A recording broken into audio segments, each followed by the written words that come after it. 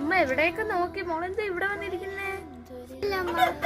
മോളെ മോളെന്തിനാ കരയുന്ന? ഉമ്മക്കറിയാം ഉമ്മയുടെ പൊന്നുമോള് കരയുവെന്ന്. എന്തിനാ കരയുന്നു? ഉമ്മയോട് പറ. എനിക്ക് മാത്രമുള്ള പെരുന്നാളിന് ഉടുപ്പൊന്നും എടുക്കാത്ത എന്റെ കൂട്ടുകാർക്കെല്ലാം ഉടുപ്പെടുക്കാതെ ഓർത്ത് കരഞ്ഞു പോയതാ. അറിയത്തില്ല ഈ വീട്ടിലെ അവസ്ഥ. ഉമ്മയുടെ ഈ പൈസ ഇല്ലാന്ന് അല്ല നമുക്കൊരു വഴി കാണിച്ചു. മോള് കരയണ്ട. ഐഷായിത്ത, ഇവിടെ ഇരിക്കണോ? എന്തു പറ്റി? ഒന്നുമില്ല മോളെ, ഒന്നുമില്ല. നിങ്ങൾ എന്തിനാ കരയുന്ന? മോളെ കരഞ്ഞില്ല ഞങ്ങള്.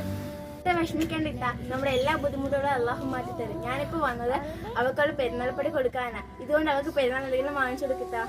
ശരി ഇത്ത, ഞാൻ പോട്ടെ. അസ്സലാമു അലൈക്കും. വലൈക്കും സലാം.